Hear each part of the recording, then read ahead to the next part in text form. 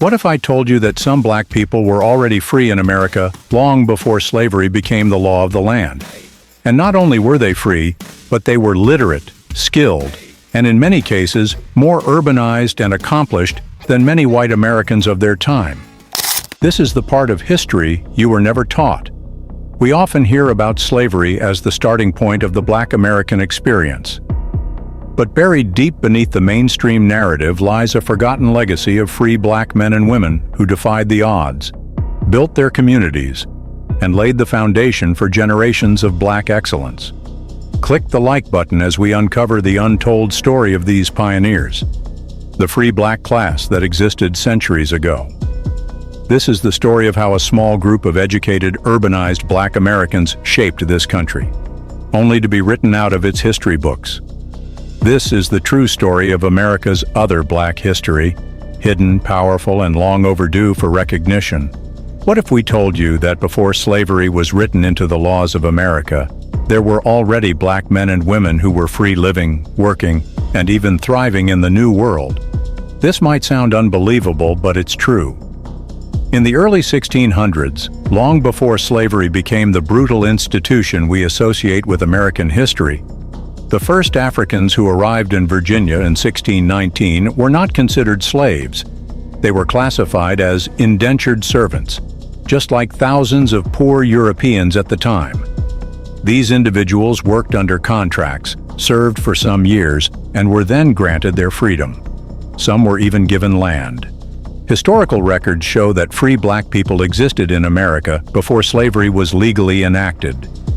These men and women lived in a society that, although far from being equal, had not yet fully developed the racial hierarchies that later came to define the centuries ahead. But this period of relative ambiguity didn't last long. In 1661, everything began to change. That year, Virginia passed the first law that made slavery a lifelong and hereditary condition. Suddenly, freedom was no longer an option for most Africans in America, and their children were automatically born into bondage. This marked the beginning of a system that stripped millions of their humanity, legal rights, and futures. This system was not just built on labor, but on race. Yet within this darkening tide, some early free blacks managed to rise, learn, and leave behind legacies that still inspire us today. One such figure was Gustavus Vasa, more commonly known as Olaudah Equiano. He eventually bought his freedom and became one of the first black voices to gain a national and international platform. He was kidnapped from West Africa and sold into slavery. His autobiography, The Interesting Narrative of the Life of Olaudah Equiano, became a bestseller in the 18th century and was a powerful tool in the British movement to abolish the transatlantic slave trade. These men were not anomalies. They were part of a small but significant class of early free black Americans whose lives defied the assumptions we often carry about black history in America. Their stories remind us that black excellence did not begin after emancipation. It was already thriving in the cracks of a system still deciding whether to uplift or oppress. And sadly, we know what direction that system ultimately chose. They say freedom is contagious. And after the American colonies won their independence from Britain, that spirit of liberty didn't just stay in the hands of white revolutionaries. It sparked a slow but powerful shift, one that gave birth to a rising class of free black men and women in America. The ideals of the American Revolution, life, liberty, and the pursuit of happiness were not meant for everyone. But these powerful words echoed louder than their authors anticipated. In the North, where the economy was less dependent on slavery, those revolutionary ideas found fertile ground. One by one, northern states began to abolish slavery, not overnight but gradually. Pennsylvania led the way in 1780. Massachusetts followed shortly after. And by the early 1800s, most northern states had passed laws to phase out slavery entirely. This wasn't just a few isolated cases. It was a widespread transformation. In the aftermath of the Revolution, the United States became home to a small but rapidly growing group of free black Americans. Many of them were determined to rise, build, and lead. They weren't waiting on permission. They were claiming their space. Now let's talk geography, because where you live often determines how you live. Huge plantations popped up across Mississippi, Alabama, and Georgia, and the demand for slave labor intensified. That demand pulled enslaved black people further towards the South. Many were sold away from the upper southern states like Virginia and North Carolina, often torn apart from their families and communities. But as for the free blacks, they went the opposite way. While slavery was advancing towards the South and becoming more rural, free black individuals were moving northward and into urban areas. They were leaving behind the most oppressive parts of the South, seeking safer environments, access to education, and opportunities in cities that valued labor, trade, and growing industries. The contrast was striking. In 1860, the city of Washington, D.C. alone had more free black residents than the entire slave-heavy states of Mississippi, Alabama, and Georgia combined. While enslaved people toiled in the fields of the Deep South, free black Americans were building communities in cities like Philadelphia, Baltimore, and New York. And here's something even more surprising. Towards the mid-19th century, free blacks were more urbanized than the white population itself. They were carving out lives as tailors, barbers, midwives, blacksmiths, and educators. They established churches, schools, and businesses. They formed tight-knit communities that nurtured hope and cultivated leadership. This was not just a migration of bodies. It was a migration of culture, ambition, and resilience. So while most history books focus on the division between black and white America, they often skip over a crucial chapter: the emergence of a free black class shaped by the very revolution that founded the nation. These early pioneers didn't just survive a system that wanted to contain them.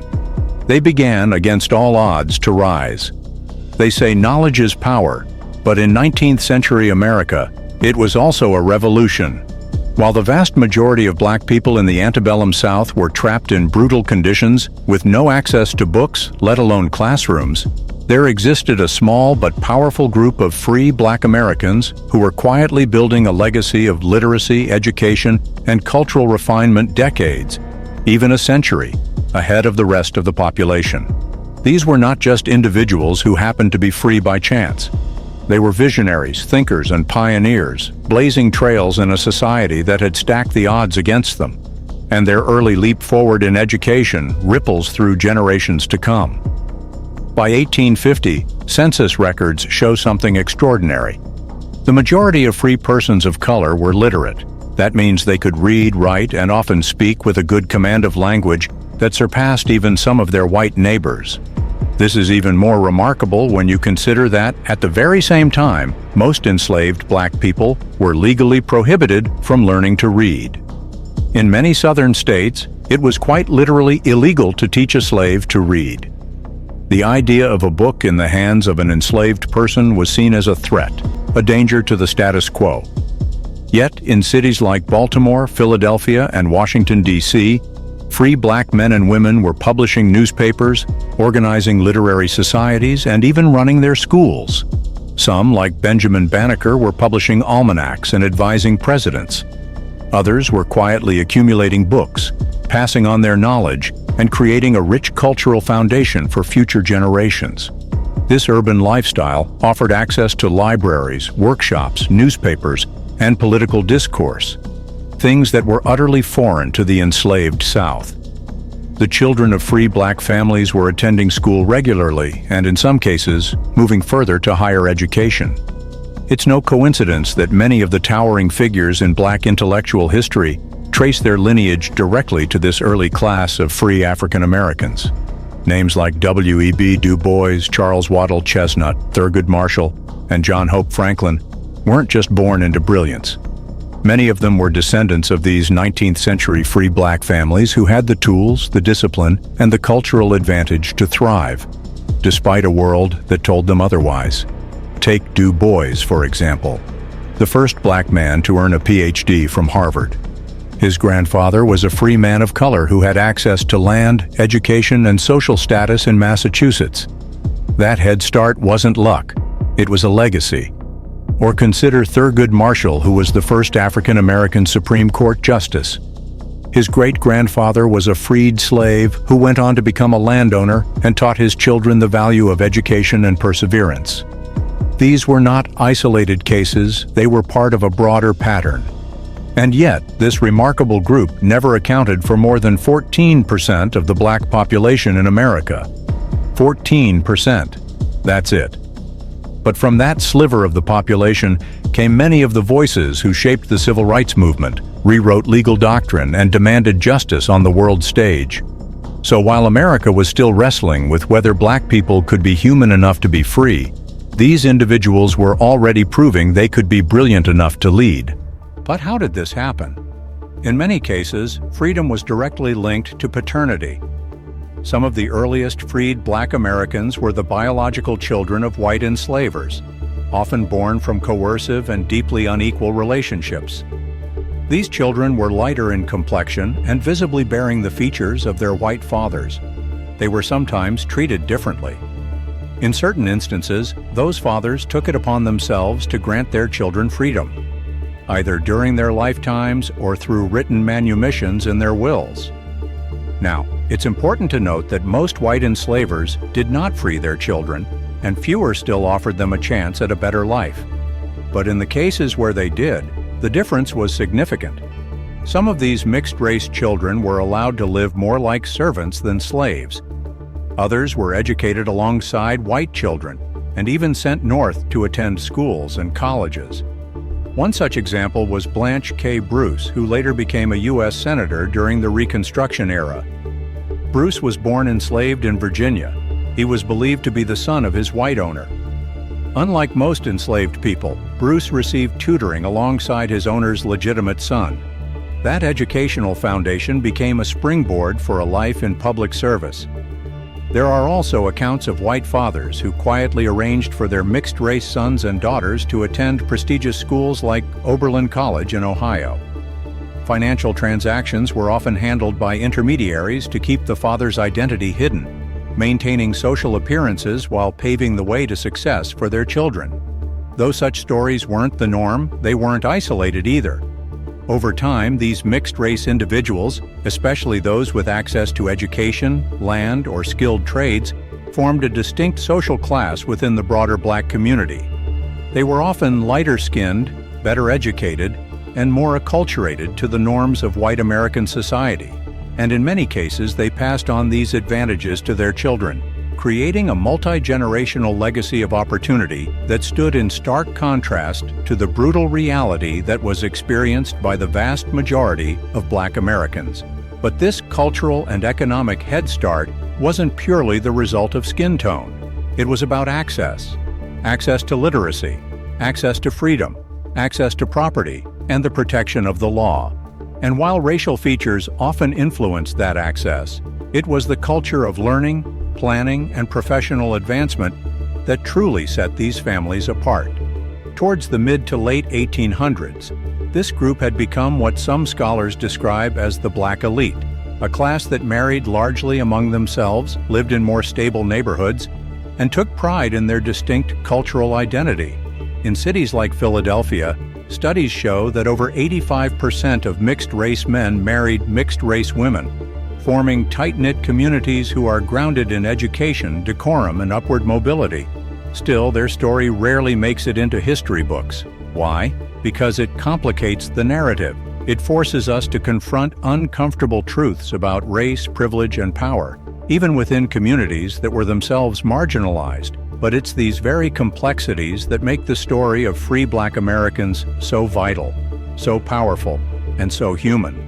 They were not just the exceptions to the rule, they were the early architects of black excellence, and their legacy still echoes in our schools, our institutions, and our fight for justice today. As slavery began to crumble and pockets of free black communities emerged, so did a distinct social hierarchy.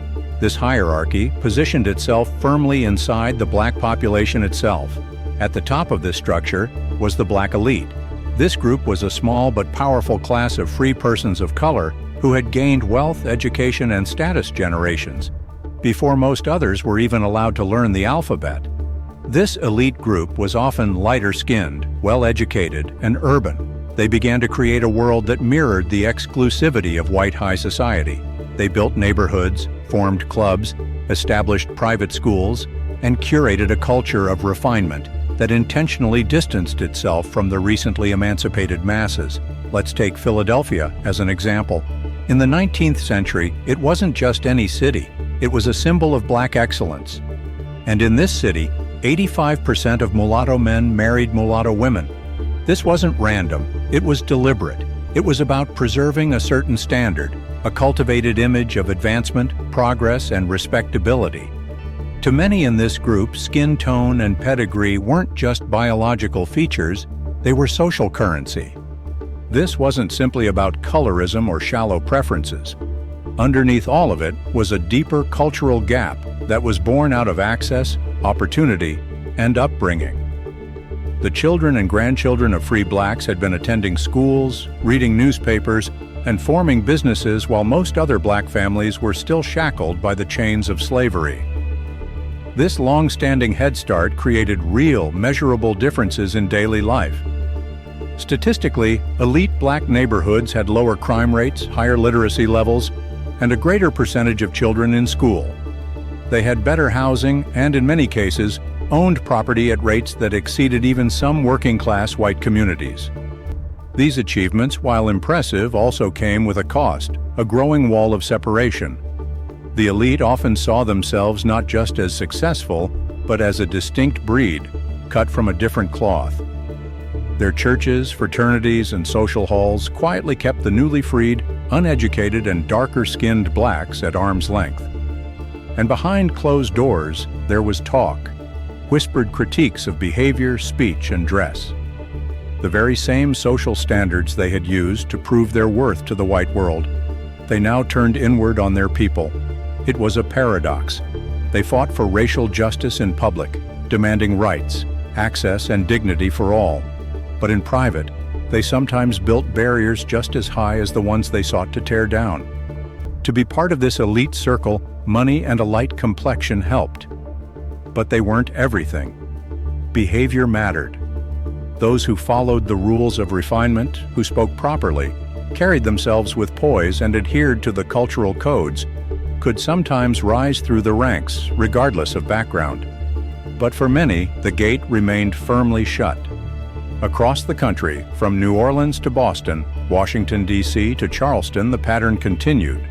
The most prominent black families tended to be lighter-skinned, well-connected, and deeply protective of their status. They married within their class, avoided scandal, and looked upon the rowdy behavior of poorer blacks with disdain. And yet, this classism wasn't entirely about ego or prejudice. It was partially a survival mechanism. In a world where blackness was still perceived as a threat, the elite understood that how they were seen could mean the difference between opportunity and oppression. Respectability became a shield, and exclusivity became armor. Still, the consequences were undeniable. Many black Americans, especially those who were newly freed, felt alienated by this invisible wall.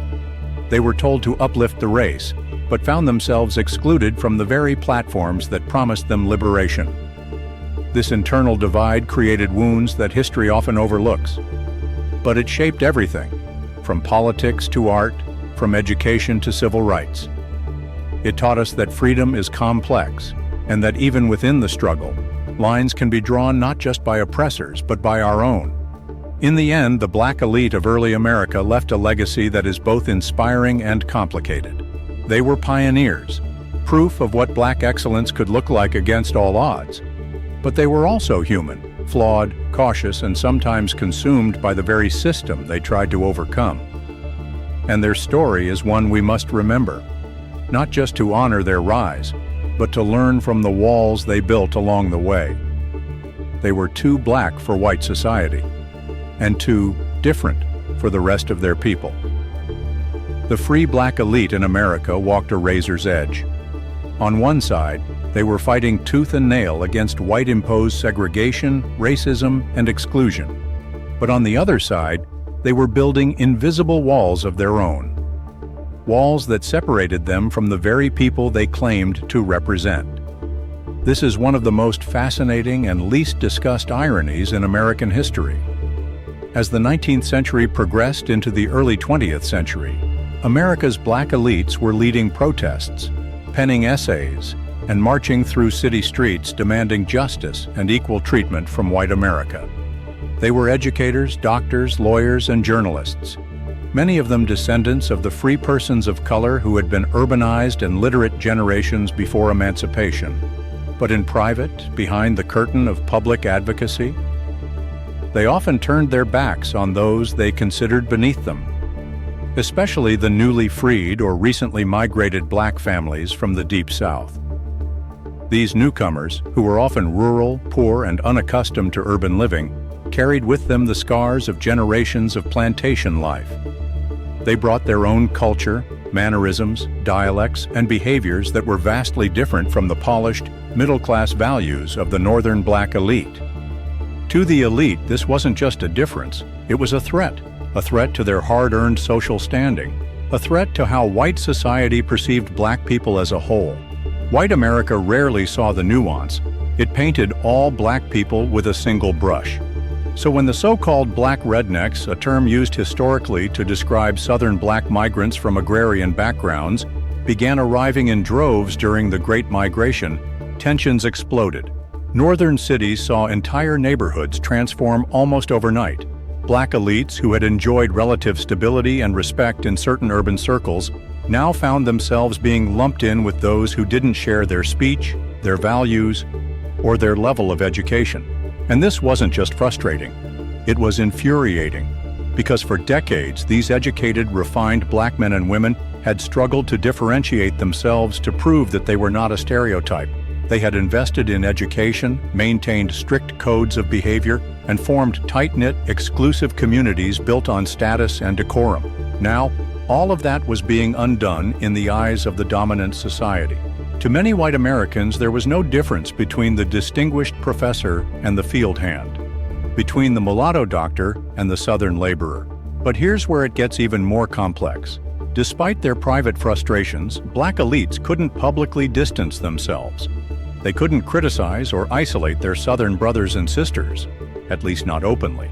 Doing so would have fractured the unity they needed for civil rights progress.